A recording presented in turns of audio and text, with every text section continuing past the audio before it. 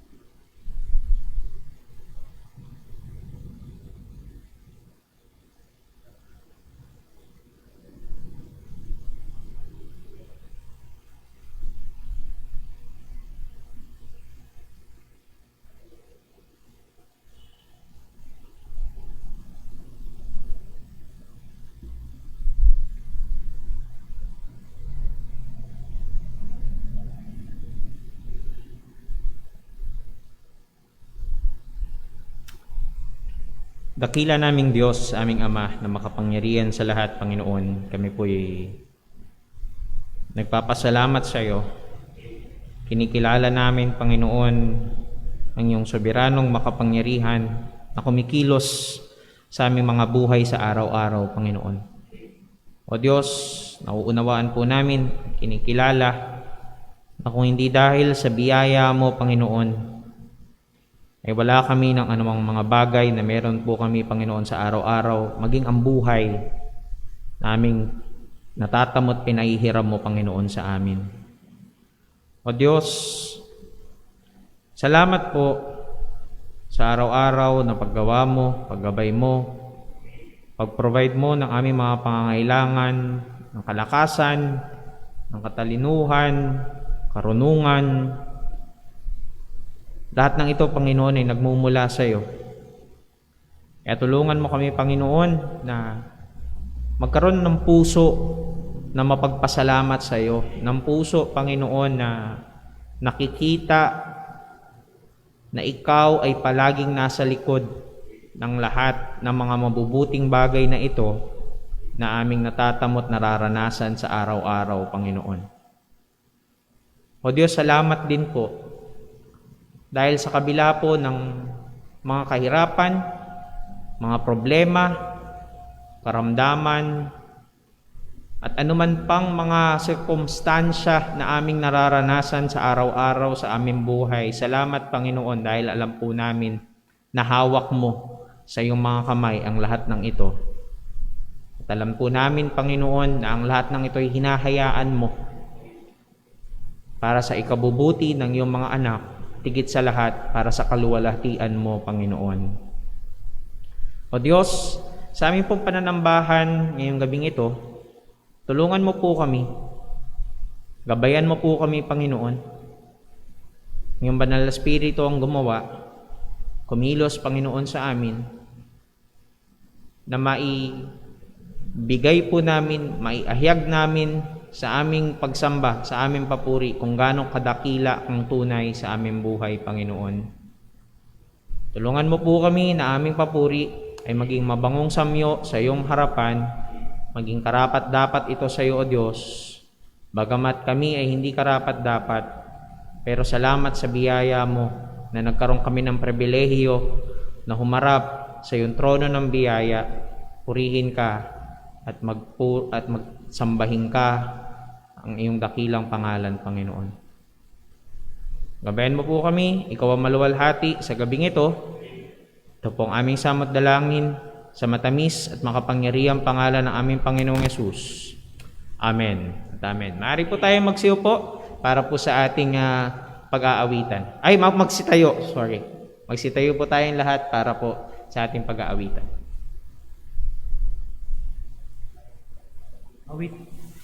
Awitin po natin, I am thine, O Lord.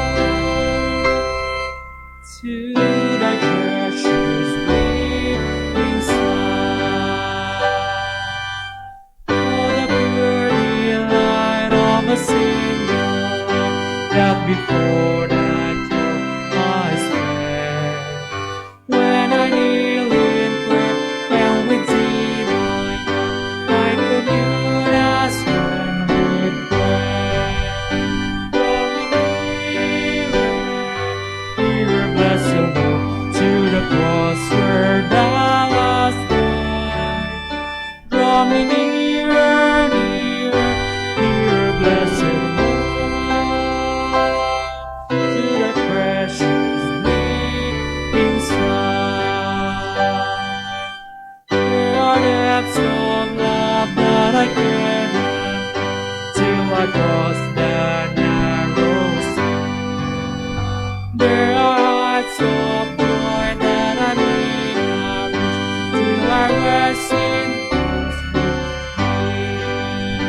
Draw me nearer, nearer, blessed Lord, to the cross where thou wast there. Draw me nearer, nearer, nearer, blessed Lord, to thy precious bleeding side. Matili po tayo ng katayo.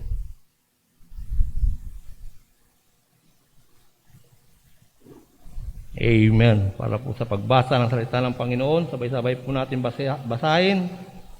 Psalm 119 verse 9 hanggang verse 16. Psalm 119 verse 9 hanggang 116. Sabay-sabay po natin mga basahin, mga kapatid. Handa na po kayo. Ready? Read. Wherewithal shall a young man cleanse his way? By taking heed thereunto according to thy word. With my whole heart have I sought thee. Oh, let me not wander from thy commandments. Thy word have I hid in my heart, that I might not sin against thee. Blessed art thou, O Lord. Teach me thy statutes. With my lips have declared all the judgments of thy mouth. I have rejoiced in the way of testimony as much as in all riches. I will meditate in thy precepts and have respect unto thy ways. I will delight myself in thy statutes. I will not forget thy word. Amen. Let us pray, mga kapatid. Ama naming Diyos na sa langit, Panginoon, muli kami nagpupuri at nagpapasalamat. Kami po ngayon ay nasa harap ng biyaya, ng trono, Panginoon. Muli salamat po muli. At kami po ay nagpapatuloy, Panginoon, sa iyong gawain sa iglesyang ito. Tayo mga kapatid na nakikinig sa live ng Ama, salamat po sa iyong biyaya na mayroon kaming technology na ganito, Ama, bago sumapit, Ama, ang pandemyang ito sa aming bansa, buong mundo, Ama. Muli salamat po sa iyong biyaya, Ama, na kami nagpapatuloy sa iyong gawain. Hindi po dahil po sa aming ginagawa, kundi po sa iyong biyaya, Ama. At kayo po, Panginoon, nagbibigay sa amin ng kalakasan, wisdom, pang magpatuloy sa iyong gawain. Lord, sa gabing ito, Panginoon, nawa ay maluwalhati namin ang dakilang pangalan, Lord, sa aming mga awitan, sa aming pong mga pakikinig ng salita, hindi po sa aming pagkakaloob, Ama, nawa mauwi lahat sa iyo, lahat ng papuri at pasasalamat. Alam namin, Panginoon, sa unang araw ng linggo ay nagkakatipon, Panginoon, ang iyong mga anak, sapagkat sa unang araw ng linggo ay nabuhay po kayo, Ama. Nabuhay po ang iyong anak, ang Panginoon sa Kristo. Muli, salamat po, Panginoon, sa biyayang ito na kami po'y makalapit sa inyo. Tunay, Lord, na nawa, kayo po aming mabigyan ng kaluwalhatian. Panginoon, salamat pagbasa ng salita. Tunay, Panginoon, na wag po kami humiwalay sa iyong salita at lagi po namin itong alalahanin at ilagay sa aming mga puso upang kami hindi maligaw, upang kami hindi magkasala po, Panginoon, sa iyong harapan. Lord, tulungan niyo po kami sa mga bagay na ito.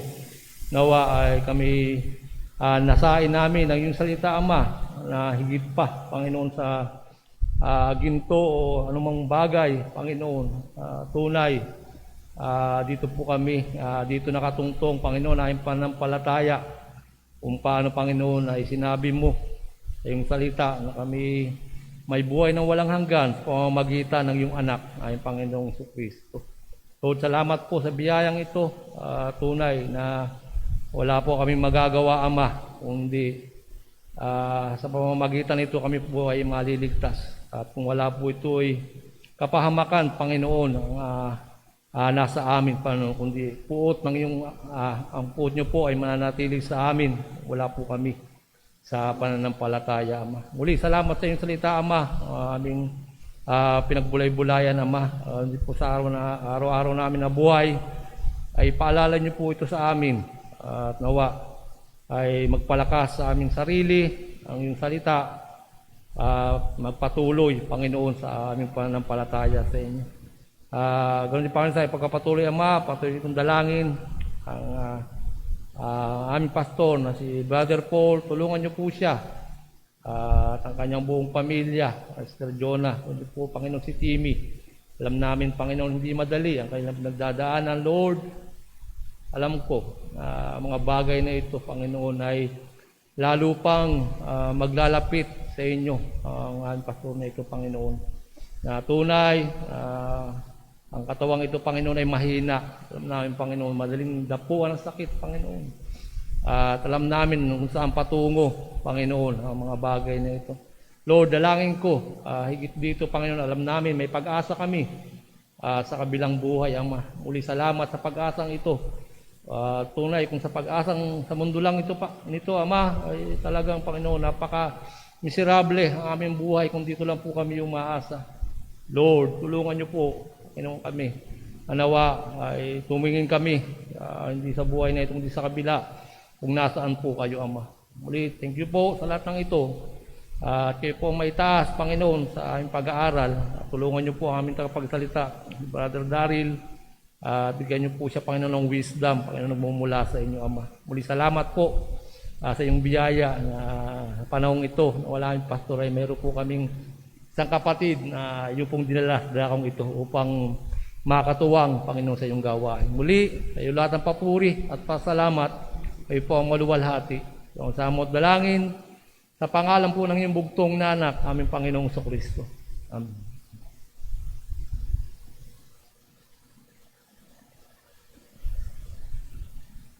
Tayo po dito mga Diyos, Panginoon, na awitin po natin, It is well with my soul.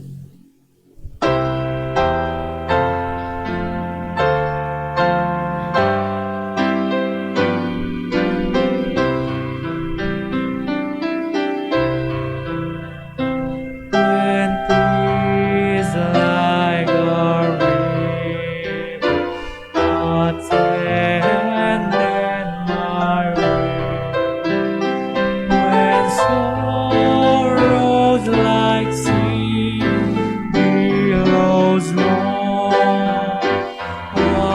whatever my love thou hast taught me to say, it is well with my soul.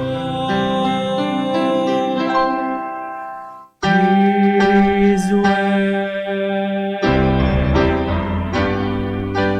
with my soul.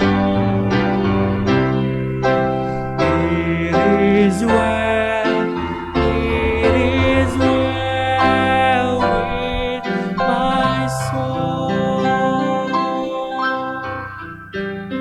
No Satan should come, no trial should come.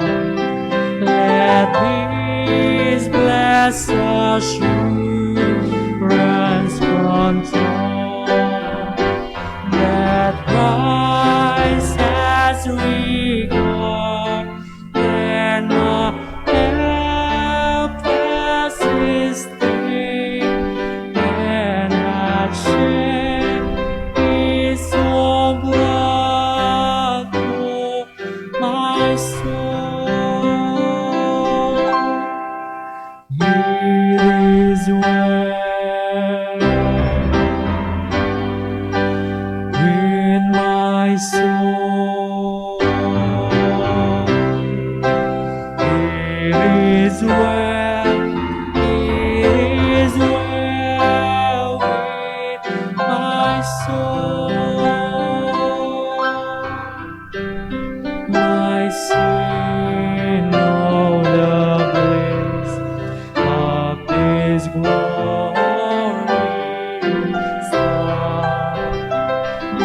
sin not in part, but the whole is nailed to the cross, and I bear it no more.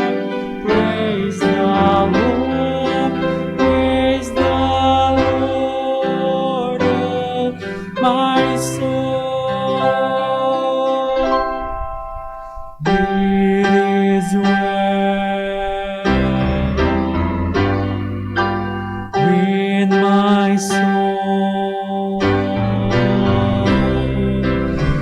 It is well, it is well with my soul.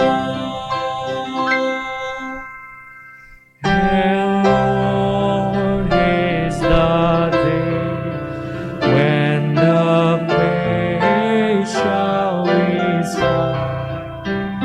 The clouds will roll back as a scroll. The trump shall resound, and the Lord shall descend. Even so, it is well with my soul. It is well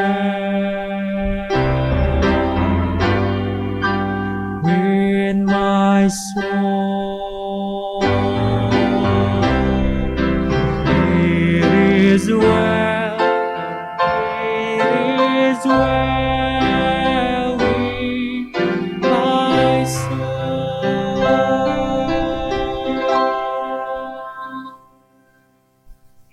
Matili po tayo nakatayo.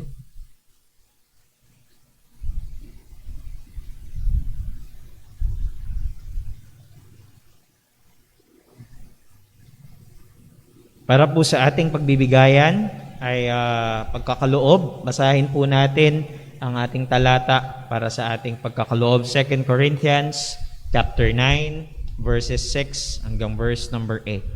Nariyan na po kayo, sabay-sabay po natin basahin. Ready? Read. But this I say, he which soweth sparingly shall reap also sparingly, and he which soweth bountifully shall reap also bountifully. Every man according as he purposeth in his heart, so let him give, not grudgingly or of necessity, for God loveth a cheerful giver. And God is able to make all grace abound toward you, that ye, always having all sufficiency in all things, may abound to every good work. Tayo po'y manalangin.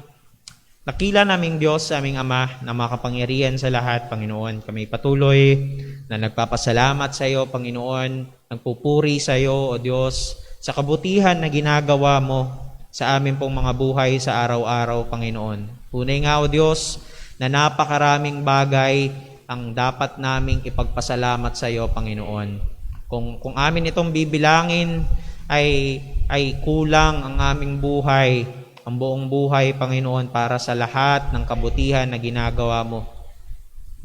Higit pa sa mga material na mga pagpapala mo, Panginoon, ay ang kaligtasan na iginawa mo, binigay mo, Panginoon, sa amin ang iyong kaisa-isang anak upang mamatay sa krus ng Kalbaryo para sa aming kaligtasan, O Diyos. Tunay nga, Panginoon, na napakadakila mo.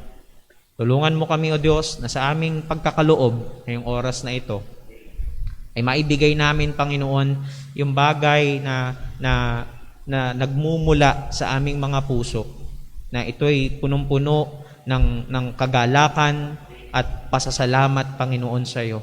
Pagpalain mo, O Diyos, ang aming mga kaloob. Pagpalain mo, Panginoon, maging ang mga magbibigay, at ang gamitin mo, Panginoon, nawa, gamitin mo ang mga kaloob na ito para sa pagpapalawak ng pagpapahayag ng iyong ebanghelyo, Panginoon. Ikaw ang maluwalhati sa lahat ng ito, O Diyos.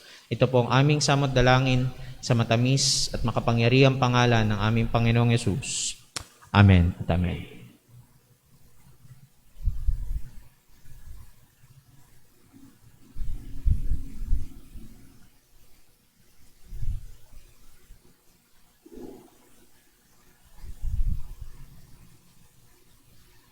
Tayo po dito tumawid sa Panginoon. Awitin po natin, Wonderful Grace of Jesus.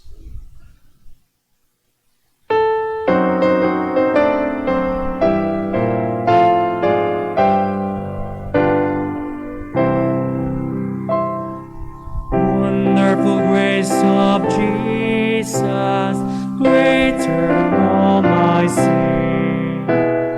How shall my tongue describe it? Where shall its praise begin? Taking away my burden, setting my spirit free. For the wonderful grace of Jesus reaches me. Wonderful the matchless grace of Jesus, deeper than the mighty rolling sea, higher than the mountains, falling like a fountain, all sufficient grace for even me. Broader than the scope of my transgression, greater pardon all my sin and shame.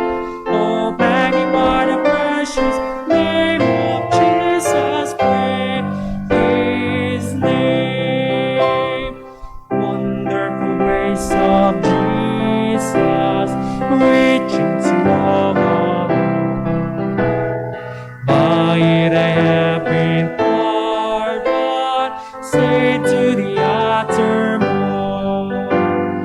Chains have been torn asunder, giving me liberty.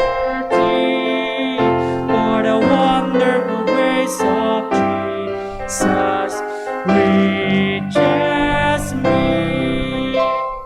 Wonderful the matchless grace of Jesus, deeper than the mighty rolling sea. Wonderful grace, all sufficient for me. Broader than the scope of my transgressions, greater pardon all my sin and shame. Oh, magnify the precious name of Jesus, praise His name. Wonderful grace of Jesus, reaching the most deep part. By His transforming power, making God's dear child, purchasing peace and heaven for all eternity. And the wonderful grace of Jesus reaches me. Wonderful the matchless grace of Jesus, deeper than the mighty rolling sea. Wonderful grace, all sufficient for me. Broader than the scope of my transgression, greater pardon all my sin and shame. Oh, magnify the precious name of Jesus, praise His name. Magsipan po lahat.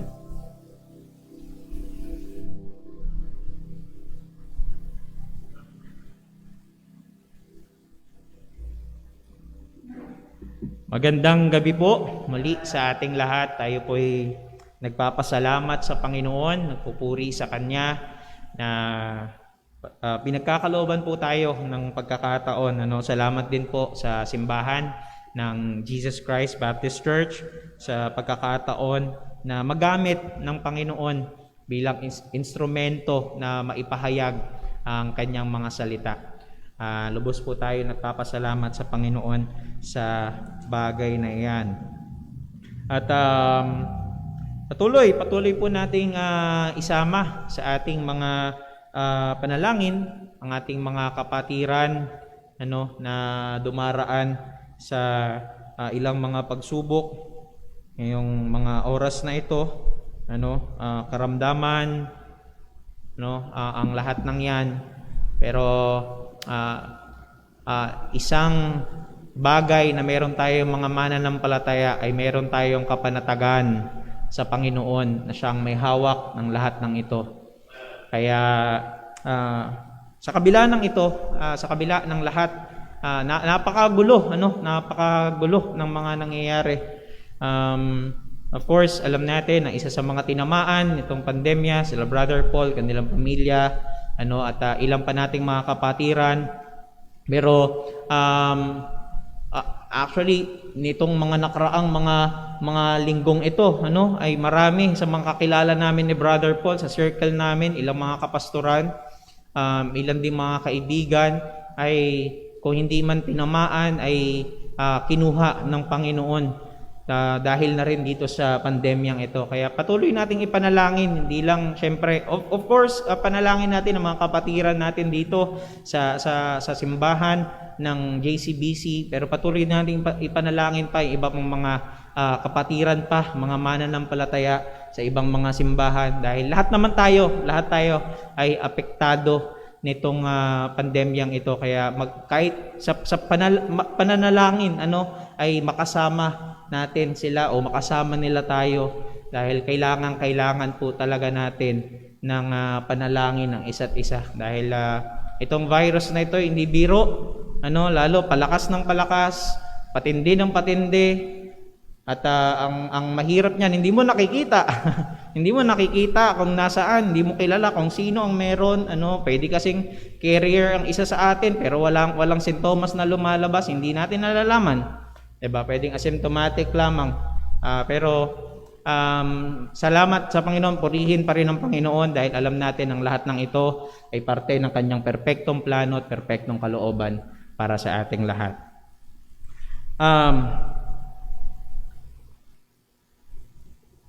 Sabi minsan ng isang kilalang artista, sabi niya, "Thank you for being my constant source of joy."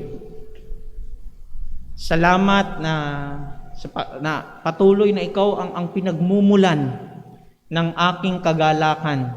Ito po yung marahil punong-puno ng saya, ng pagmamahal na sinambit ni Paulo Contis, itong mga katagang ito kay LJ Reyes. Ito ay nangyari noong nakaraang taon, March 14, 2020. Marahil maraming kinilig, maraming natuwa.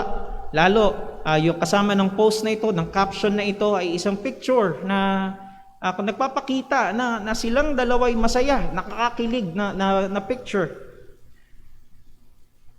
Isama mo pa, actually nakakapanood din ako ng kanilang ilang mga videos nila noon. May mga vlogs, may mga short vlogs, may mga short videos na kung totoo nakikiligin ka naman talaga at matutuwa ka sa relasyon nilang dalawa. Ngunit nitong taon, nitong mga nakaraang araw lamang, September 1, ngayong taon, kinumpirma na silang dalawa ay hiwalay na. Ano man ang dahilan, sino man ang may kasalanan sa pagkasira ng kanilang relasyon, ito ang bagay na makikita natin dito sa pangyayaring ito. Ang kagalakan na kilala ng mundong ito ay kagalakan na panandalian lamang. Maging ang sinasabi niya, 'di ba? Sabi niya constant source of joy, ay hindi rin naman talaga constant. Kung ikaw ay nasa labas, kung ang kagalakan na ito ay nasa labas ng Diyos, nasa labas ni Kristo.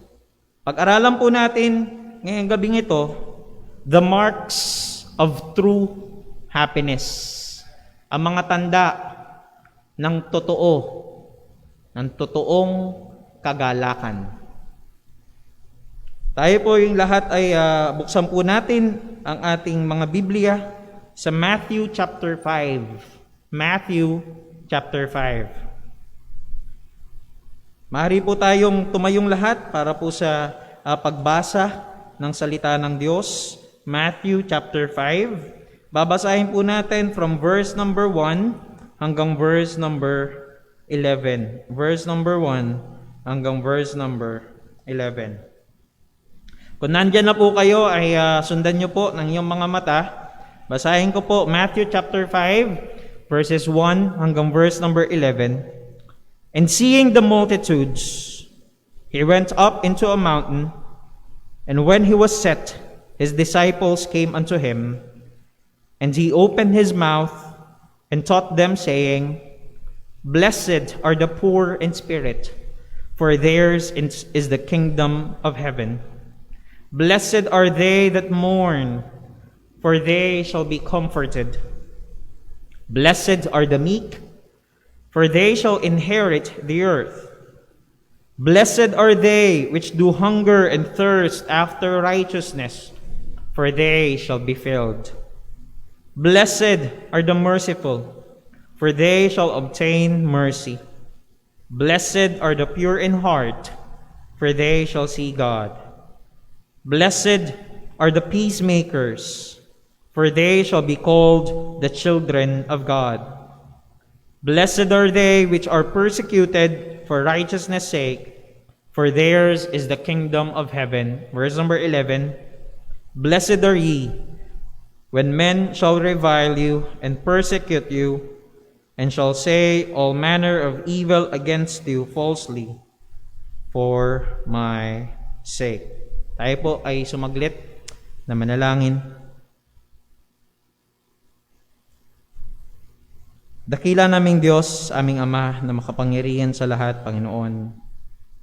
Kami po ay patuloy na sumasamba sa iyo at nagpupuri sa iyo, Panginoon. Ngayon po mga oras na to, kami po ay dadako sa aming pag-aaral ng iyong mga salita. Tulungan mo kami, Panginoon, na sa aming pag-aaral ay makita ka po namin. Ikaw ang makita, hindi ang sinuman, hindi ang aming mga sarili, kundi ikaw ang makita namin, Panginoon, sa iyong mga salita. Ikaw ang maitaas. Tulungan mo kami, O Diyos, na matutunan ang maraming mga bagay na nais mo na aming malaman, Panginoon. Gumabay ka, Panginoon, gabayan mo po kami. Patnubayan ng iyong banal na spirito. Ikaw ang mangusap, Panginoon, sa aming mga puso. Ikaw ang magturo. Gamitin mo lamang akong instrumento bilang isang tagapahayag ng iyong mga salita, Panginoon. Ikaw ang maitaas, maluwalhati sa gabing ito. Ito po ang aming samot dalangin sa matamis at makapangyarihang pangalan ng aming Panginoong Hesus. Amen at Amen. Maring na po kayong magsiupo. Patuloy na ang mundong ito ay hinahanap ang kasiyahan. Hinahanap ang kagalakan. Ang problema ay merong maling pananaw ang mundong ito sa kung ano nga ba ang kagalakan. Ano nga ba ang totoong kagalakan? Pag tinanong mo ang mundo, ang isasagot nila, pag tinanong mo ano nga ba ang kasiyahan, what is happiness? Ano ang kagalakan? Ang mga bagay na kanilang isasagot ay wealth, kayamanan, Kapag ikaw ay mayaman, ikaw ay magiging masaya. Success sa buhay, kapag naging successful ka sa iyong career, magiging masaya ka. Ang achievements, na meron kang mga bagay na na-achieve, Halimbawa, naging gold medalist ka sa Olympic or kung saan man na mga sports competition. Isa pa sa kadalasan na sinasagot ng mundo kapag sila tinanong mo kung ano ang kasiyahan ay positivity. Optimism, ibig sabihin, think positive lamang para maging masaya ka. Yung mga positive na mga bagay, yung mga bagay na magaganda, ayan ay magbubuhat sa atin ng kagalakan. Isa pa ay higher income. Kapag maganda ang sahod mo, mataas ang sahod mo, ay magiging masaya ka. Sabi pa nila, lesser stress. Kapag wala kang masyadong pinoproblema sa buhay, wala kang stress, konti lang ang stress mo sa buhay, magiging masaya ka. Good health. Kapag maganda ang iyong kalusugan, ay magiging masaya ka. Kung mapapansin natin, sa mga ibinibigay na kasagutan ng mundo, ito'y mga panglabas na kasiyahan lamang. At kung mapapansin natin, itong mga bagay na to ay mga bagay na mayroong limitasyon. May mga bagay na mayroong mga bagay na panandalian lamang. Mga bagay na hindi naman lahat ng tao magkakaroon itong mga bagay na ito. So paano kung halimbawa hindi tayo katulad ng iba na merong malalaking mga kayamanan? Ibig sabihin ba na hindi na tayo pwedeng magiging masaya? Paano kung hindi tayo naging successful katulad ng iba? So kung makikita natin, yung pamantayan ng mundo kung ano ang kagalakan, kung ano ang kasiyahan ay iba sa itinuturo ng salita ng Diyos. Meron tayong kung tawagin ay yung paradox o yung kabalintunaan ng pangkristyanong kagalakan. Ibig sabihin na kung mapapansin mo parang kabaligtaran. Balikan po natin balikan natin yung mga nasa talata natin. Nasa talata natin sa Matthew chapter 5. Sabi diyan sa verse number 3, blessed are the poor in spirit. Sa verse number 4, blessed are they that mourn. Verse number 5, blessed are the meek. Verse number 6, blessed are they which do hunger and thirst. Verse number 7, blessed are the merciful. Verse number 8, blessed are the pure in heart. Verse number 9, blessed are the peacemakers. At ito pa matindi, verse number 10, blessed are they which are persecuted for righteousness' sake. Ang layo, di ba? Ang layo sa ipinapakita na kahulugan ng mundo sa kung ano ang kagalakan at kung ano ang totoong kasiyahan. Sa aklat po ng Ecclesiastes, si Solomon, hindi talaga sigurado kung si Solomon nga ang sumulat ng aklat ng Ecclesiastes, pero according sa mga theologian, siya ang isa sa mga pinakamalapit na masasabi natin na sumulat ng librong ito, ng aklat na ito ng Ecclesiastes. Mapapansin mo, ang sabi ng author ng Ecclesiastes, nagkaroon siya ng maraming mga achievements. Meron siyang yung klase ng wisdom, klase ng karunungan na higit pa sa ibang mga tao. Meron din siyang kapangyarihan, meron siyang posisyon, meron din siyang kayamanan. Sabi rin ng author ng Ecclesiastes, nagkaroon siya ng maraming mga relationships. Kumbaga, kung tingin mo sa pag-ibig mo mahanap ang kasiyahan, natagpuan ito, kumbaga nagkaroon ng maraming relationships, maraming mga asawa, itong author ng Ecclesiastes. Worldly pleasures, ang mga bagay na material na kayang ibigay ng mundong ito, nagkaroon siya. Pero ang sabi ng Ecclesiastes chapter 1 verse number 2, Ecclesiastes chapter 1 verse number 2, ang sabi niya, vanity of vanities, says the preacher. Vanity of vanities. All is vanity. Yes, naabot niya ang lahat ng ito. Nagkaroon siya ng lahat ng bagay na iniisip ng mundo, doon nila matatagpuan ng kagalakan, ang kasiyahan. Pero ang sabi, Ang sabi ng sumulat ng Ecclesiastes, vanity of vanities. Walang kwenta ang lahat ng bagay na ito. Hindi rito matatagpuan ang totoo, ang tunay na kagalakan. Going back sa text natin, the word blessed po, yung word na blessed doon, is translated from the Greek word. The Greek word is makarios. Makarios. Ang ibig sabihin po ng salitang makarios ay happy or blissful, masaya, no? Kaya pwede nating palitan yan ng ibang mga translation, pinalitan niya na happy are the poor in spirit, happy are those who mourn, happy. Pinalitan nila yung word na blessed para kumbaga mas ma-relate sa mga nagbabasa, ano? Para kumbaga medyo mas maging mababaw at mas maintindihan. Sa ibang mga translation po ay yan ang ginamit nila. Sabi ni John MacArthur, it means an inner peace. Ito ay kapayapaan na inner, nasa loob. Hindi ito galing sa mga bagay na nasa labas. Inner peace, an inner bliss.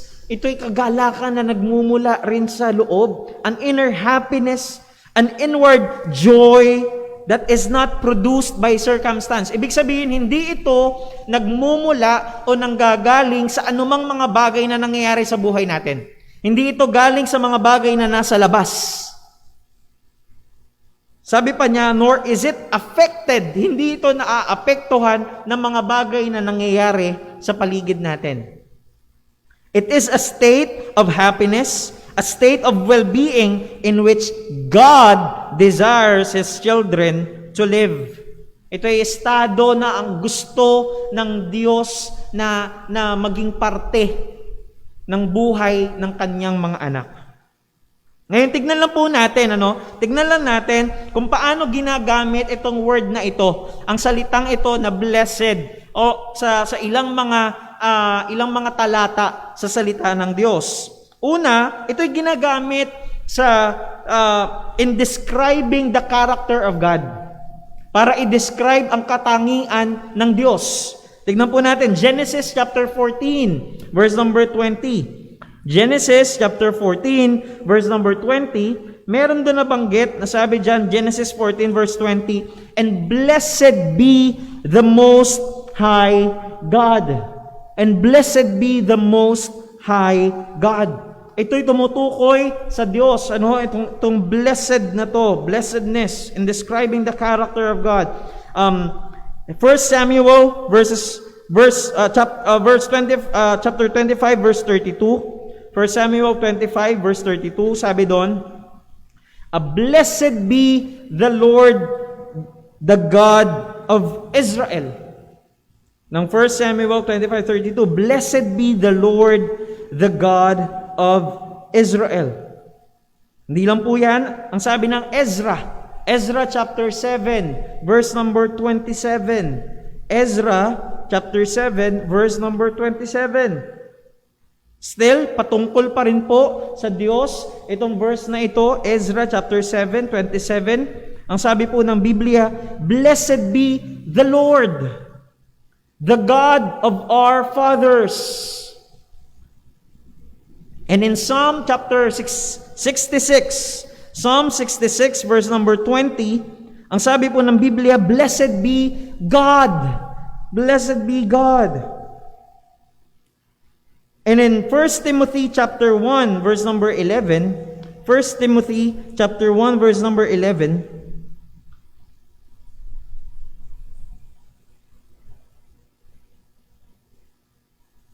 tinawag ni Paul ang makapangyarihan ng Diyos, pangyarihan ng Diyos sa 1 Timothy 1 verse 11, according to the glorious gospel of the blessed God, which was committed to my trust. So makikita natin that this word, blessed, ay ginagamit to describe the character of God. Ginagamit itong salitang ito para maihayag ang katangian ng Diyos. Hindi lang yan, ginagamit din ito para maihayag mai-describe si Kristo. In 1 Timothy chapter 6, verse number 15, 1 Timothy chapter 6, verse number 15, sabi po ng salita ng Diyos, which in His times, He shall shew. Pinatutukuyan po rito ang Panginoong Jesucristo, who is the blessed and only potentate, the King of kings and Lord of lords. So ginagamit din itong salitang ito, blessed, to describe the Lord Jesus Christ, to describe ang Panginoong Jesucristo. At pangatlo, ito'y ginagamit for God to share with His people, na ibahagi itong salitang blessed. Ibahagi ng Diyos ang salitang ito sa kanyang mga mananampalataya.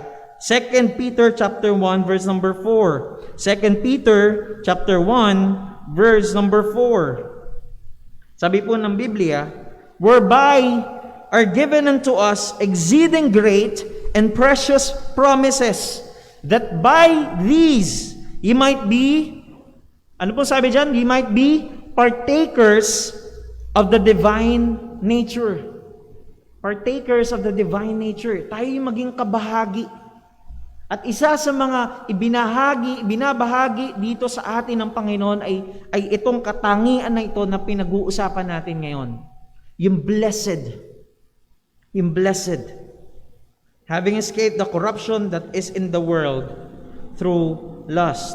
This means now we can know the same happiness and contentment known by God and our Lord Jesus Christ. Ibig sabihin, pwede nating malaman yung klase rin ng kagalakan na meron ang Diyos at ang Panginoong Jesucristo. Pwede nating maintindihan dahil tayo ay partakers nitong nature ng Panginoon. This also means that the promises of blessing dito sa sermon. By the way, itong chapter 5, simula sa chapter 5, ito yung tawagin natin na Sermon on the Mount. No, Sermon on the Mount. Kung tawagin din ito, ay tinatawag na Beatitudes. Beatitudes. Yan yung term na inilalagay dito sa mga, ito kasi yung naging preaching ng Panginoong Jesucristo. Kaya kung tawagin ay Sermon on the Mount. Pero itong mga bagay na ito, itong mga promises ng blessing na ito, ng mga blessed are they, ay hindi para sa mga hindi mananampalataya. Ito'y tumutukoy sa mga mananampalataya o sa mga tao na naglagay ng kanilang pananampalataya sa Panginoong Jesucristo. Kasi maraming mga tao ginagamit ito mga hindi mananampalataya para lang masabi na ang gagawin pa nila, cherry pick nila, ibig sabihin puputulin nila, 'di ba? Sabi doon, blessed are the poor in spirit. Ang gagawin nila, sasabihin nila, blessed are the poor. Yun lang, hindi na nila sinama yung in spirit. O kita ninyo, 'di ba? Ang pagpapala, ang talagang kumbaga ang binibigyan lamang ng pabor ng Diyos ay walang iba kundi ang mahihirap, no? Kumbaga parang paano naman yung mga kahit paano sabihin natin medyo pinagpala ng Panginoon, 'di ba? So minsan ginagamit aware ang mga hindi mananampalataya, maging ang hindi mga Kristiyano dito sa Beatitudes. Isa ito sa mga text na alam nila, na-encounter ko na marami na ginagamit ang text na ito. But this happiness na nanggagaling sa Diyos at kay Kristo ay may experience lamang po ng mga tao na kilala ang Diyos at umiibig sa Kanya. Walang iba po yan, kundi ang mga mananampalataya. Sabi po ni Brandon Crow, sabi niya, the Beatitudes do not teach us that we must do to earn the kingdom. Hindi ito nagtuturo na itong mga bagay na ito, mga kailangan nating gawin para tayo'y maligtas. Hindi po. Yan ang isa sa mga maling konsepto ng Beatitudes, ng Sermon on the Mount. Sabi pa niya, the Beatitudes speak of the blessings of those who have been redeemed. Ito yung mga blessing, mga pagpapala ng mga tinubos ni Kristo. Thus, the Beatitudes refer first of all to what we already are in Christ. Ito'y tumutukoy sa kung sino na tayo kay Kristo. Hindi ito mga pamantayan na kailangan mong sundin, o di kaya ito yung, kumbaga, checklist. Di ba? Poor in spirit ka ba? Nagmo-mourn ka ba? Or, kumbaga, kailangan ma-check mo tong lahat para ikaw ay maligtas. Hindi. Ito'y mga patunay. Ito'y mga marka ng mga totoong na kay Kristo na. To be sure, they also speak of those spiritual characteristics into which we ought to strive by God's grace to more and more and more.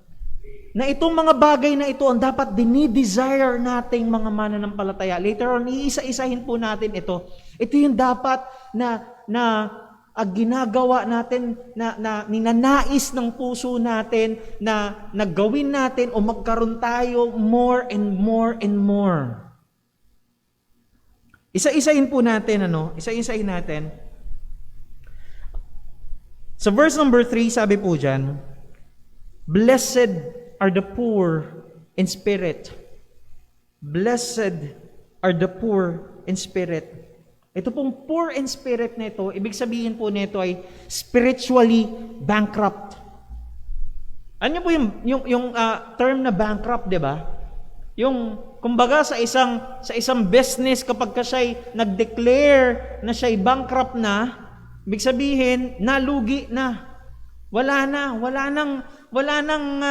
budget ang business na ito, hindi na makapagpapatuloy pa.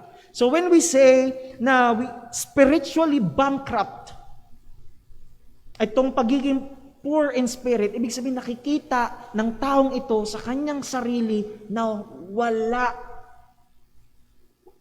siyang mailalabas mula sa kanyang sarili spiritually. And knowing that there is no good thing in the flesh.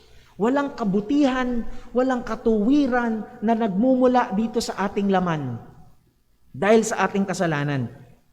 Yung text natin kanina sa Isaiah, kaninang umaga, Isaiah chapter 6, sa verse number 5, sabi ni Isaiah, nung kanyang makita ang dakilang kabanalan ng Diyos, ang nasabi niya, Woe is me, for I am undone. Na nakita niya na, ako, wala akong kwenta. Walang halaga ang katuwiran na nagagawa ko. Actually, ang ibig niya sabihin, walang katuwiran na nanggagaling sa kanya. Walang kabutihan na nanggagaling sa kanya. Nakita niya na ang tanging laman lamang ng kanyang spirituality ay walang iba kundi kasalanan at pawang kasalanan lamang. Na-recognize niya that I am nothing, spiritually bankrupt. I am nothing. Wala akong kwenta. I am nothing. Walang halaga yung righteousness na tingin ko sa aking sarili. Blessed are the poor in spirit. Ito ang Beatitudes na to, pagka nakita natin isa-isa is in connection sa isa't isa. Kumbaga, para siyang, kung tawagin ay ibang sinasabi ng mga theologians ay para siyang chain. Para siyang kadena na magkakadugtong sa isa't isa. Mas maiintindihan natin 'yan kapag mas naiisa-isa na natin yung bawat parte na ito ng Beatitudes. Blessed are the poor in spirit. Na merong kagalakan, merong kasiyahan kapag nakikita natin sa ating mga sarili ang katotohanan kung sino tayo sa harap ng Diyos. We are nothing before God. Hindi tayo karapat-dapat sa harap ng Diyos. Verse number 4, Blessed are the mournful. Blessed are those who mourn. This is godly sorrow. Ito'y makadiyos na pighati sa kasalanan. Sa kasalanan. Ang totoong mananampalataya ay napipighati sa kasalanan. Hindi pinagmumulan ng kasiyahan, ng kagalakan ng kanyang puso ang kasalanan. Ang bagay na masama, ang bagay na hindi banal, ang bagay na laban sa Diyos. Tignan natin, 2 Corinthians chapter 7 verse number 10. 2 Corinthians chapter 7 verse number 10. Sabi po ng salita ng Diyos ay ito. For godly sorrow worketh repentance to salvation, not to be repented of, but the sorrow of the world worketh death. For godly sorrow worketh repentance. Sabi ng isang translation, for the sorrow that is according to the will of God produces repentance. Yung totoong kapighatian laban sa kasalanan ay nagdudulot, it produces, nagbubunga ng pagsisisi sa kasalanan. So yung poor in spirit kanina, being poor in spirit, kapag naunawaan mo yung katayuan ng yung spiritualidad sa harap ng Diyos, yung totoong katayuan natin sa harap ng Diyos, yung katayuan natin hindi tayo karapat-dapat. Wala tayong kwenta sa harap ng Diyos na ito. Walang maging, 'di ba sabi ng Biblia, maging ang pinakamagandang, pinakamatuwid na magagawa natin ay maruming basahan sa harap niya. Pag naunawaan natin ito, being poor in spirit, ang magiging bunga nito ay kapighatian sa kasalanan. Mourn in sin, being mournful. Sabi na John MacArthur, when you are convinced, kapag ikaw ay nakumbinse, intellectually, that you are spiritually bankrupt, you will respond emotionally by mourning.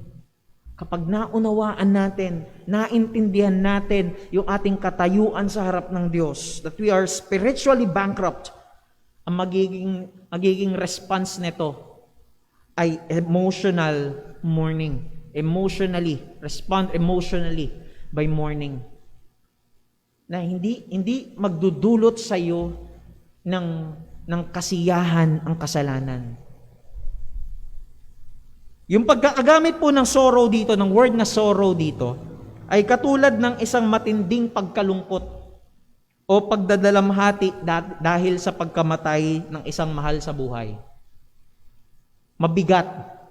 Hindi lang ito yung parang nalungkot ka lang dahil nawalan ka lang ng bagay na mayroong maliit na halaga. Pero itong sorrow na ito, itong pagdadalamhati na ito, itong pighati na ito, ay katulad ng isang pakiramdam ng nawalan o namatayan ng isang malapit o ng isang mahal sa buhay. So when we mourn over sin to the point that you are in agony. You are in pain. Masakit para sa atin ang kasalanan. Ang isang mananampalataya na naiintindihan niya, nauunawaan niya ang kanyang katayuan sa harap ng Diyos, siya rin naman ay mapipighati ng kasalanan at ito'y magiging mabigat para sa kanya. Ito'y magiging masakit para sa kanya. You are in agony. Dahil ang totoong mananampalataya po ay hindi perpekto. Na hindi natin sinasabi na ang totoong mananampalataya hindi na nagkakasala. Hindi po yan ang sinasabi ng salita ng Diyos. Pero ang sinasabi ng salita ng Diyos, ang totoong mananampalataya, bagamat siya'y nagkakasala, dahil nandito pa tayo sa laman, tama? Nandito pa tayo sa laman. So meron pa rin kasalanan. Pero bagamat tayo'y nagkakasala, tayo'y nakikibaka, tayo'y lumalaban, tayo'y nakikipaglaban sa kasalanan at nagsusumikap ang isang totoong mananampalataya na sa biyaya ng Diyos, hindi mo kaya to, hindi natin to kaya sa ating mga sarili na mapagtagumpayan ang tukso ng kasalanan. Hindi ito ikinagagalak. Ang kasalanan ay hindi kinagagalak ng totoong mananampalataya. Kung ikaw ay nag-struggle sa kasalanan, ito dapat ay magbubunga sa iyo, magdudulot sa iyo ng kabigatan sa puso na hindi ito kinasasaya ng puso mo. Ito'y mabigat. You mourn for this. Tingnan nyo, anong naging sigaw o iyak ni David nung siya'y mahulog sa kasalanan at makipagbaka rito? Anong sabi ng Psalm 51 verse number 12? Psalm 51 verse number 12.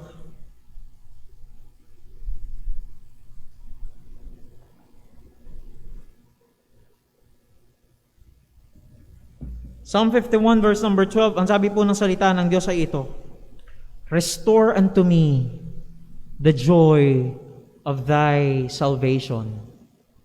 Yes, hindi nawala ang kaligtasan ni David dahil lamang siya'y nahulog sa kasalanan, dahil siya'y nagkasala, dahil siya'y nakibaka sa kasalanan, hindi nawala ang kanyang kaligtasan. Pero yung kagalakan sa kanyang puso, ito yung bagay na nawala sa kanya. At yun ang kanyang pagsusumamo sa Panginoon. Lord, ibalik mo nawa yung kagalakan na ito sa aking puso. Hindi natin may enjoy ang kasalanan at ang epekto nito sa buhay natin. Ang tunay na mananampalataya, hindi mananatili sa kasalanan dahil hindi siya nakakahanap ng kasiyahan sa kasalanan. At alam natin na yung joy, alam mo na yung joy ay wala sa kasalanan. Hindi mo matatagpuan sa kasalanan. Pero minsan parang lalo sa aming mga kabataan, minsan parang nakakainggit, totoo. Kung magiging honest lamang po kami sa aming mga sarili, minsan nakakainggit yung buhay ng mga hindi mananampalataya. Minsan nakakainggit na yung mga bagay na ginagawa nila, parang ang saya-saya nila. Bagamat alam namin sa aming mga sarili na hindi tama itong mga bagay na ito eh. Pero kung totoo tayong mga mananampalataya, maiintindihan natin na hindi sa mga bagay na yon matatagpuan ang kagalakan. Hindi sa mga bagay na yon matatagpuan ang kagalakan. Habang tayo'y nabubuhay, we will keep on struggling with sin. Yan po ang katotohanan. Patuloy tayong makikibaka sa kasalanan. Actually, even Apostle Paul, maging ang Apostol Pablo na kung tawagin ng ilang mga theologian ay kumbaga siya yung top 1 na Kristiyanong nabuhay. The greatest Christian that ever lived. Pero siya'y patuloy na nakibaka sa kasalanan. Patuloy na nakibaka sa kasalanan. At alam niyo po, isang bagay na nilulook forward nating mga mananampalataya doon sa langit ay wala na roong kasalanan. Wala na ang bigat ng kasalanan. Wala na ang kapighatian na dala ng kasalanan. Yan ang isa sa mga bagay, ako to be honest, personally, yan ang isa sa mga bagay na nilook forward ko sa langit. Na wala na roon ang kasalanan dahil nandun ang Diyos, ang Diyos na banal. Sabi ng 1 John 1:9, 1 John chapter 1 verse 9, if we confess our sins, He is faithful and just to forgive us our sins and to cleanse us from all unrighteousness. Habang tayo'y patuloy na nakikibaka sa kasalanan, dapat patuloy din tayong magsisi sa kasalanan. Patuloy tayong magsisi sa kasalanan. At ang magiging comfort natin ay ang kapatawaran ng Diyos sa atin. Verse number 5, balik tayo sa ating text. Nadaanan natin, blessed are the poor in spirit, spiritually bankrupt. Blessed are those who mourn, are the mournful. Sila na hindi nakakahanap ng kapanatagan sa kasalanan, kundi kapighatian. Ang alam nila na kapighatian ang dulot nito. Blessed are the meek, verse number 5. Blessed are the meek. Ito po yung kabilang mukha naman ng barya, the other face of the coin, ng pagiging poor in spirit. Yung poor in spirit, nakikita niya ang kanyang kalagayan sa harap ng Diyos.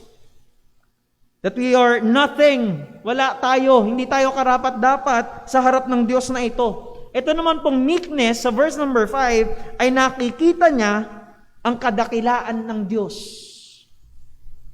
Binababa niya ang kanyang sarili at nakikita niya na tinataas niya ang Diyos sa kanyang buhay. At dahil doon, ito yung magbubunga sa kanya na talikdan ang kanyang sarili. Tingnan natin sa Matthew chapter 16 verse number 24. Matthew 16 verse number 24.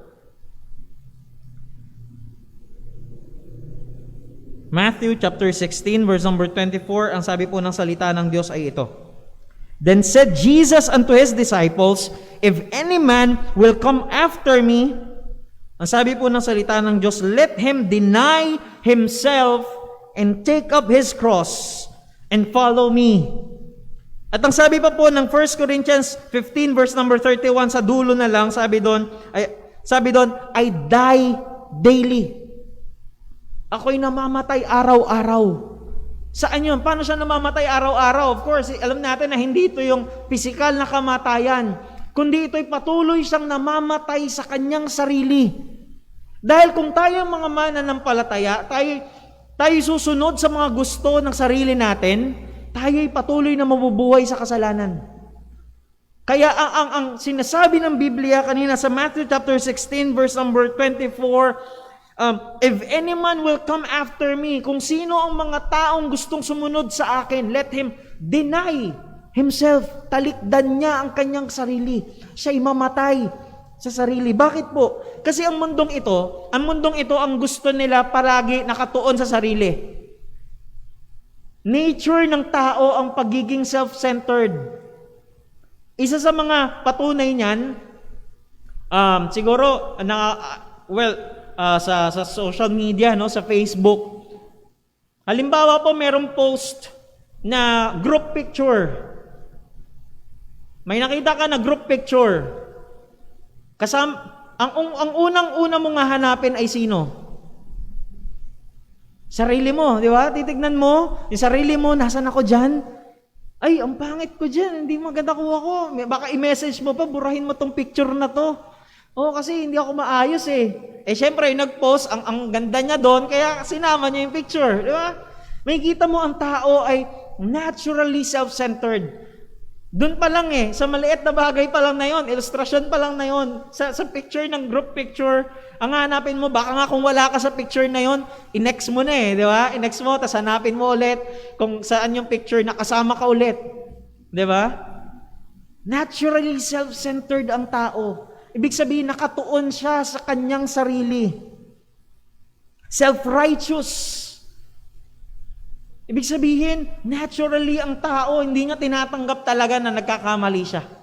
Naturally ang tao, hindi niya tinatanggap na siya'y nagkakasala.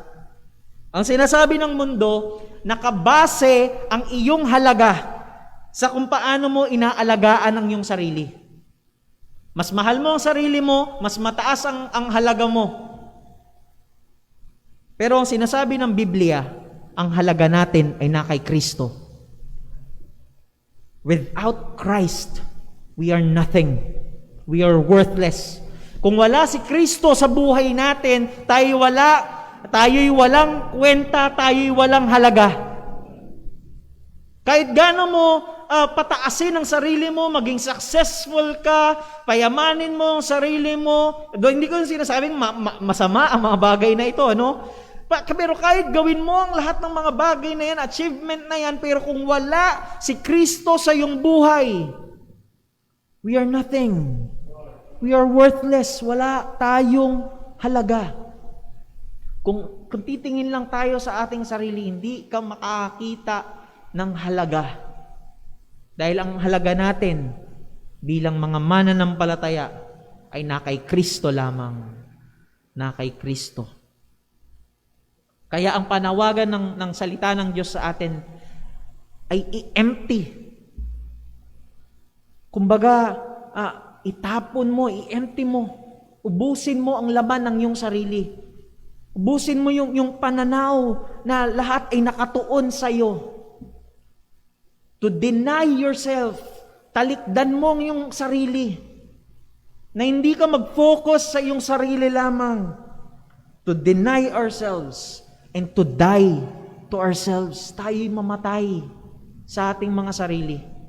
Hindi tayo mabuhay na nakatuon, nakatingin sa ating sarili, kundi tayo'y mabuhay na nakatuon, nakatingin ng may pananampalataya sa Panginoong Hesukristo dahil nasa Kanya nakatungtong ang kahalagahan na meron man tayo. Ito'y na kay Kristo, wala sa ating sarili. Verse number 6, nadaanan natin, ang kagalakan ay naroon sa mga poor in spirit. Naiintindihan niya na siya ay spiritually bankrupt. Ang kagalakan ay naroon sa napipighati sa kasalanan. Ang kagalakan ay naroon sa nakikita niya na ang kanyang halaga ay wala sa kanyang sarili kundi na kay Kristo. And in verse number 6, ang sabi po ng salita ng Diyos, "Blessed are the hungry and thirsty for righteousness." Yung mga audience po, yung mga tagapakinig ng Panginoong Jesucristo dito sa preaching niya sa Sermon on the Mount na ito, ay di hamak na mas naiintindihan nila itong salita na ito na hunger and thirst. Kasi po, sa mga ancient times, ay nagkakaroon ng mga, kung tawagin natin ay famine. Yung mga tagutom, tagtuyot, sa mga ancient times, ay madalas ito. Nangyayari pa rin ito sa panahon natin, pero di hamak naman din kasi nga na ang supply sa panahon natin ay masagana. Pero sa panahon nila, 'di ba naalala nyo sa kwento ni Joseph? 'Di ba 7 years, imagine 7 taon nagkaroon ng famine. 'Di ba? 'Yun yung kaya nga siya naging tanyag kasi ginawa niya, nakaisip siya ng paraan dahil na rin sa karunungan ng Panginoon na gagawin para doon. 7 years. So, mas naiintindihan nila pag sinabi mo na hunger and thirst. Hindi lang ito yung para kang hindi ka kumain ngayong gabi, tapos gutom ka. Diba? Hindi lang ito. Ito yung klase ng pagkagutom, ng pagkauhaw na katulad nun na famine talaga. Na parang katulad na 7 taon mong tiniis itong pagkagutom at pagkauhaw na ito. Ito'y grabing pagkauhaw at pagkagutom. So para maintindihan natin itong hunger and thirst na ito, kailangan i-practice muna natin yung meekness kanina na nabanggit. Na makita mo na ang kahalagahan mo ay wala sa iyong sarili, kailangan mo mamatay sa iyong sarili, at maintindihan natin na wala ang katuwiran sa ating sarili. Wala ang katuwiran sa ating mga sarili. Kapag natutunan natin na i-empty ang sarili natin, maghahanap tayo ng bagay na mag-fill in. Tayo pag in-empty mo yung sarili mo, tinapon mo, kumbaga inubos mo yung laman ng sarili mo, ang mag-fill in, ang ilalagay naman natin dyan, dahil nga ikaw ay mayroong kagutuman, may pagkauhaw sa katuwiran ng Diyos, ang mag-fill in dyan ay walang iba kundi ang katuwiran ng Diyos. Hindi yung sarili natin, kundi ang katuwiran ng Diyos. So yung klase ng katuwiran na hindi kailanman mapoproduce sa sarili natin, kundi tanging kay Kristo lamang. Tanging kay Kristo lamang. Sabi po ng Psalm 63 verse number 1, ito yung text natin makikita niyo dyan sa may tarpaulin sa labas. Psalm 63 verse 1, text natin yan nung anniversary. Theme verse natin, "O God, Thou art my God, early will I seek Thee. My soul thirsteth for Thee. My flesh longeth for Thee in a dry and thirsty land where no water is." Pag tumingin tayo sa mundo, ang hanap nila, enjoyment, maging masaya. Ang hanap nila, success. Ang hanap nila ay yung satisfaction, yung bagay na para sa kanila makapagsasatisfy ng laman. Pero ang tunay na Kristiyano, ang tanging makapagpupuno lamang sa Kanya ay ang Diyos mismo, ang Panginoon. Hindi mo mahanap ang mga bagay na ito, hindi mo mahanap ang contentment, ang satisfaction sa anumang bagay na meron ang mundong ito. Yes, pwede kang maging masaya, pero meron itong limitasyon. Pwede kang sumaya ng ilang taon dahil sa ilang mga bagay na naabot mo sa iyong buhay, pero kung ito hindi dahil sa Panginoon, kung ikaw ay nasa labas ni Kristo, hindi mo matatagpuan ang satisfaction. So yung mukha niyan ay yung salvation, yung kaligtasan na ibinigay sa atin ng Panginoon. Patuloy tayong may hunger and thirst dun sa kaunawaan ng kaligtasan na yon. Hindi dapat tayo titigil doon na yung idea na naligtas na ako tapos iwanan ko na yung mensahe ng ebanghelyo. Hindi po. Patuloy. Ito yung tinutungtungan natin bilang mga mananampalataya, ang ebanghelyo. At ito rin naman yung gagamitin ng Diyos para sa ating pagpapabanal, sanctification. And verse number 7, blessed are the merciful. Blessed are the merciful. So naiisip natin, ang habag ng Diyos ay dun sa pagpapatawad niya sa ating kaligtasan. Nung tayo magsisi sa ating mga kasalanan, pinatawad tayo ng Diyos. Pero in application, ay meron pa tong mas malawak na ibig sabihin. Una, it speaks of compassion in action. Ito yung pag-ibig na nakikita sa gawa. Pag-ibig na nakikita sa gawa.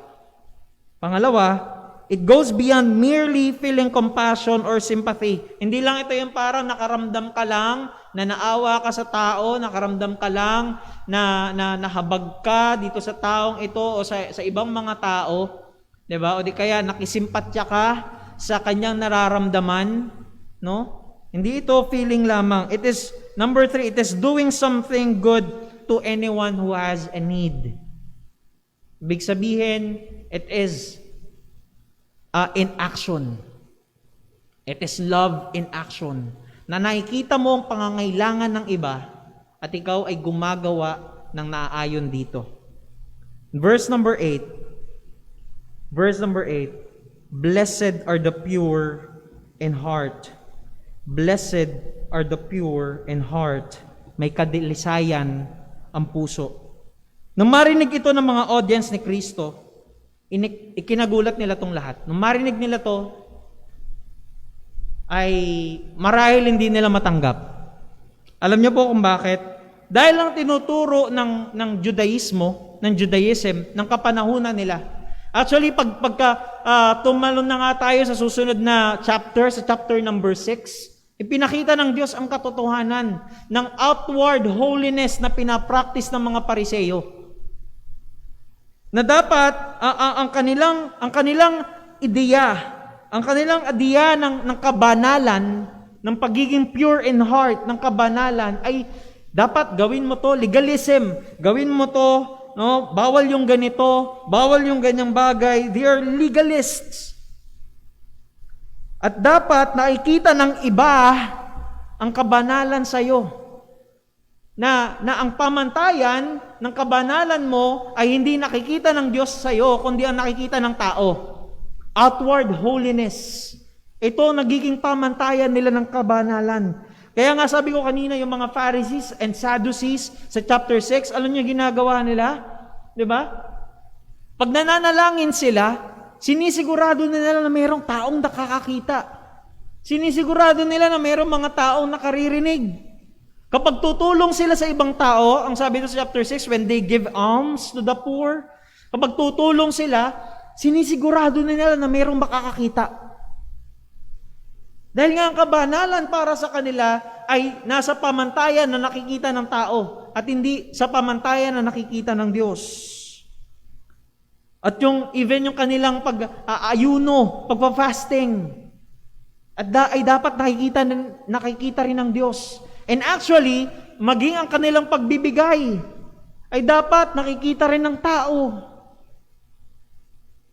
Ang kanilang kabanalan ay nakabase sa mga bagay na nakikita sa panglabas. Outward holiness. Kaya nagulat ang lahat ng sinabi ng Panginoon na ang kabanalan ay hindi sa panglabas, kundi nasa puso. Pure in heart. Itong purity in heart na ito ay hindi natin magagawa sa ating mga sarili tulad ng external holiness ng mga Pariseyo. Tulad ng kabanalan na nasa panglabas na ginagawa ng mga Pariseyo. Bagkus, ay magagawa lamang natin ito. Una, sa pamagitan ng kaligtasan ng Diyos. Pangalawa, ay ang kabanalan na ginagawa ng Diyos sa atin. Verse number 9, Blessed are the peacemakers. Ang sabi po ng mundo, an eye for an eye, tooth for a tooth. Mata sa mata, ngipin sa ngipin. Pag sinaktan ka, pag ginawa ka ng masama, gumanti ka. Pero ang sabi ng Biblia, dito rin sa Sermon on the Mount, if your enemy is hungry, kung ang kaaway mo'y nagugutom, feed him. Pakainin mo siya. Kung ang kaaway mo'y nauuhaw, bigyan mo siya ng maiinom. Sobrang iba ang pananaw ng mundo sa pananaw na ipinakikita ng salita ng Diyos. Walang satisfaction. Siguro parang feeling mo, kasi para maging maluwag sa pakiramdam na makaganti ako. Hindi po. Walang satisfaction tayong makukuha sa paghihiganti. And verse number 10, Blessed are the persecuted and reviled. Blessed are the persecuted and reviled. Kapag naintindihan mo sa iyong sarili na ikaw ay spiritually bankrupt, ito'y magbubunga sa iyo na ikaw ay merong kapighatian sa kasalanan. Hindi mo na i-enjoy ang kasalanan. At pag nakita mo yun, makikita mo yung kababaan sa harap ng Diyos at makikita mo ang kanyang kadakilaan. And in humility, ikaw ay magugutom at mauuhaw sa katuwiran ng Diyos na alam mong hindi mo maaabot sa iyong mga sarili. At ang magiging resulta ng mga ito ay ikaw ay tatawag sa Diyos na mapuno, kanyang sasagutin at pagkakalooban kanya ng habag. At tayo rin naman bilang mga mananampalataya ay magpapakita ng habag sa ibang mga tao na maging resulta nito ay yung kabanalan sa ating puso at yung desire na maging payapa sa ibang mga tao. Alam nyo, dahil dito, hindi ito ikatutuwa ng mga tao sa paligid natin. Dahil hindi ito ang idea nila ng kagalakan. Hindi ito ang idea nila ng happiness. Pero sabi ng Biblia, Blessed are the persecuted and reviled. Hindi man maintindihan tayo ng mundo kung bakit ganito natin ipinahayag ang totoong kagalakan, ang totoong kasiyahan. Maaring usigin tayo dahil taliwas tayo sa mga gusto nilang mangyari. Pero ang sabi ng Biblia ay mayroong pagpapala ng kagalakan sa bagay na ito. Ang tao na poor in spirit ay mayroong tamang attitude sa kasalanan. Naiintindihan niya ang kanyang pagiging makasalanan. Ang isang totoong mananampalataya na naghahanap ng kagalakan, naiintindihan niya ang kanyang pagiging makasalanan, ang bigat ng kanyang pagiging makasalanan na magdadala sa kapighatian. At kapag na-recognize natin, naintindihan natin naunawaan natin sa ating mga sarili yung ating kasalanan, pagiging makasalanan, at nagdulot ito sa atin ng kapighatian, ito'y magdadala sa atin na itataas natin ng Diyos at magdadala sa atin ng hunger and thirst for righteousness. At yung hunger na yon ay magmamanifest, ito'y maihahayag. Ang mga magiging bunga nito, ang maging bunga nitong mga katuwiran na ito, ay walang iba kundi yung mercy, yung love and action natin sa ibang mga tao, yung holiness, na hindi pwedeng makita ng ibang tao, pero hindi ito ang pamantayan. Ang pamantayan natin ay ang bagay na nakikita ng Panginoon sa ating puso. And peaceable spirit, and a person, ang tao na nagpapahayag ng mga bagay na ito, ay maaring tuligsain o usigin ng mga tao. Let's end sa Matthew chapter 5 verse 12. Sa verse number 12, sabi diyan ng salita ng Diyos, "Rejoice and be exceeding glad, for great is your reward in heaven." Ikaw ay magalak. Sobrang magalak. Be exceeding glad. Dahil ang ating reward ay nasa langit. Hindi ang mga material na mga bagay dito sa mundong ito, kundi ang ating reward ay walang iba, kundi ang Panginoong Jesucristo at ang buhay na walang hanggan na kanyang pinagkakaloob sa mga mananampalataya na hinirang ng Diyos. Nawa ay maintindihan natin na ang kagalakan ay hindi natin matatagpuan sa mundong ito. Ang kagalakan ay matatagpuan lamang natin sa Panginoon, kay Kristo. Ang totoong kagalakan ay wala sa ating mga sarili. Hindi sa mga bagay na kayang ibigay ng mundo. Hindi sa mga bagay na pwedeng mag-satisfy sa laman. Pero sa mga bagay na nakay Kristo. Sa mga bagay na makapagbibigay kaluguran sa ating Panginoon. Tayo po'y manalangin.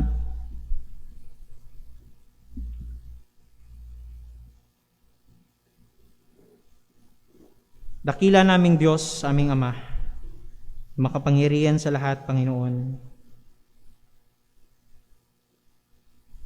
Salamat po sa katotohanan ng iyong mga salita na iyong tinuro po, Panginoon, sa amin.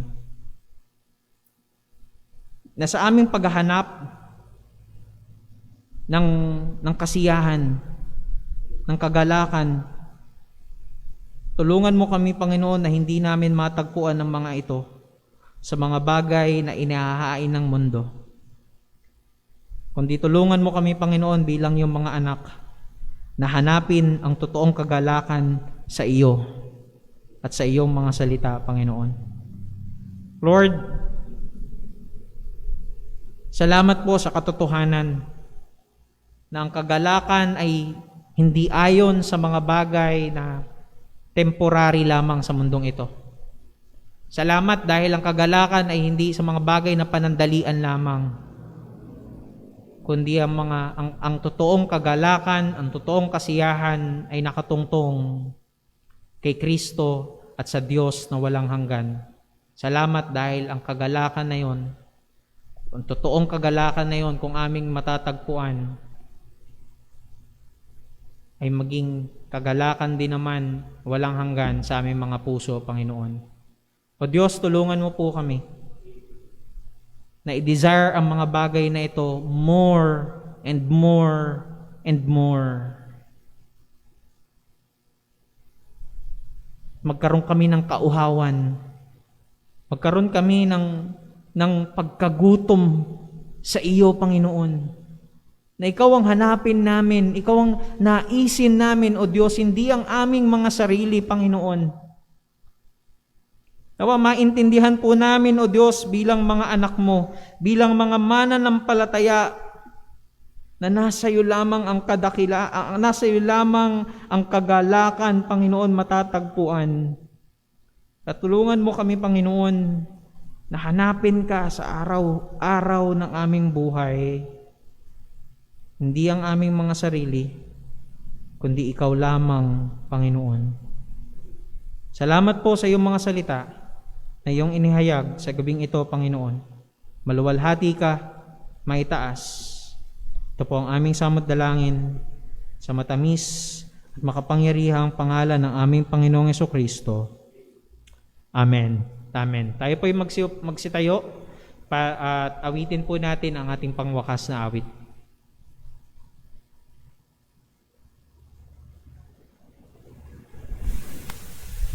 Tayo po yung mawit. Awitin po natin, Victory in Jesus.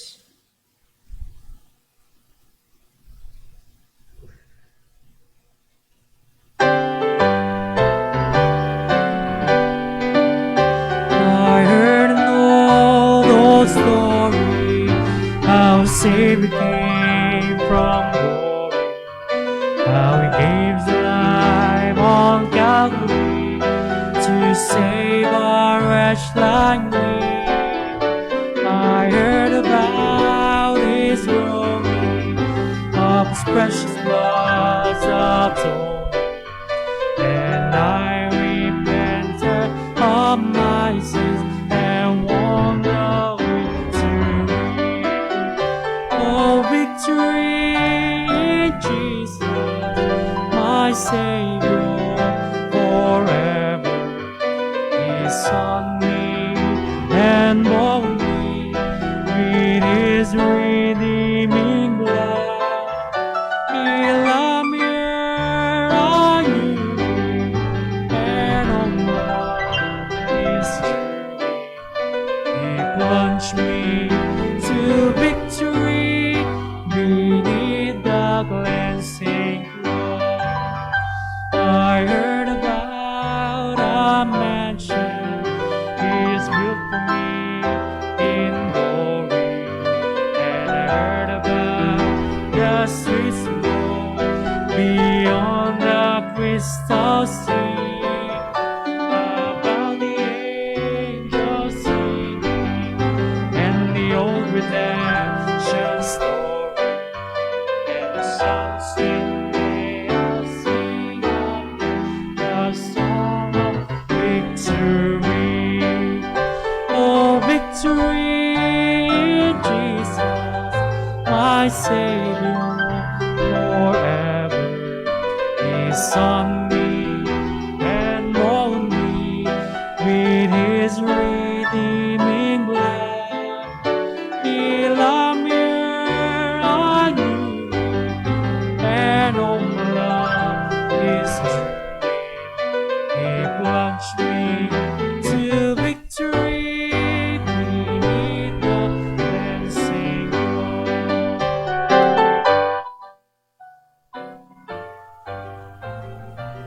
Nawa po, bilang mga mananampalataya ay ating naisin ang mga bagay na makapagbibigay ng kaluguran, ng kagalakan, hindi sa ating mga sarili, kundi ang mga bagay na makapagbibigay ng kagalakan at kaluguran sa ating Diyos, na ating Panginoon. Purihin ang Diyos, sa Kanya ang lahat ng kaluwalhatian. We are dismissed.